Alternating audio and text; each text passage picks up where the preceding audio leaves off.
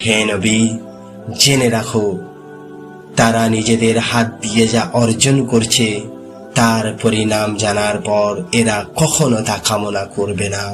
আল্লাহ তাআলা জালেমদের ভালো করেই জানেন। তুমি অবশ্যই তাদেরকে দেখতে পাবে বেঁচে থাকার উপর তারা বেশি লোভী। যারা শিরক করে তারাও এদের মতোই। এদের প্রত্যেক ব্যক্তি 1000 বছর জীবিত থাকতে চায়, কিন্তু যত দীর্ঘ জীবনই এদের দেওয়া হোক না কেন, তা কখনো আল্লাহর আযাব থেকে এদের বাঁচাতে পারবে না। আল্লাহ তাআলা এদের যাবতীয় কাজকর্ম পর্যবেক্ষণ করেন।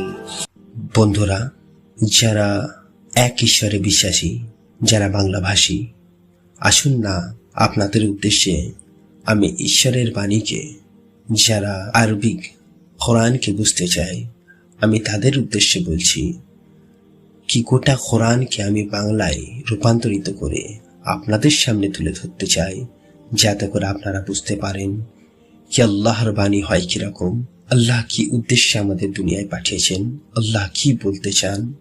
আপনারাও যাতে সেই কোরআনের বাণী থেকে হিদায়াত প্রাপ্ত হতে পারেন, বুঝে নিজের জীবনটাকে সিরাতুল মুস্তাকিমের উপরে চলতে পারেন। আসুন না, নিচে ডিসক্রিপশনে চ্যানেলে লিখে দেওয়া আছে, সেটাকে সাবস্ক্রাইব করুন আর নিজের জীবন আলোময় তৈরি করুন, যাতে করে আপনি উপকৃত হতে পারেন, এতে থেকে হিদায়াত প্রাপ্ত হতে পারেন।